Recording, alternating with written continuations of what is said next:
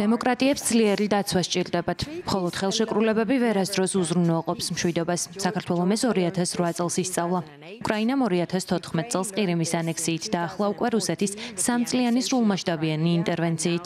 პასუხი კითხვაზე თუ როგორ შევაჩეროთ რუსეთის აგრესიის ისტორიული ციკლი დემოკრატიების წინააღმდეგ ჩვენს ხელთაა. და ეს პასუხი ძალაა.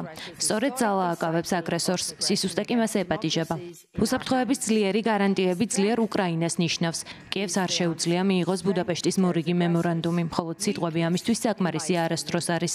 სწორედ ამიტომ ევროკავშირი და მისი წევრი სახელმწიფოები უკრაინის შეიარაღებული ძალების უდიდესი მხარდამჭერები არიან. სწორედ ამიტომ უსაფრთხოების ძლიერი გარანტიები უკრაინის ნებისმიერი სამშვიდობო შეთანხმების ნაწილი უნდა იყოს.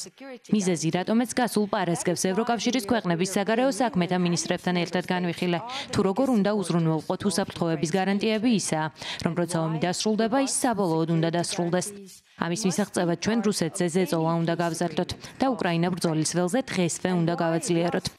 რუსეთმა სანქციების შემსუბუქება მოითხოვა. ჩვენ ვიცით, რომ სანქციები მუშაობს. წინააღმდეგ შემთხვევაში რუსეთი ამას არ მოითხოვდა.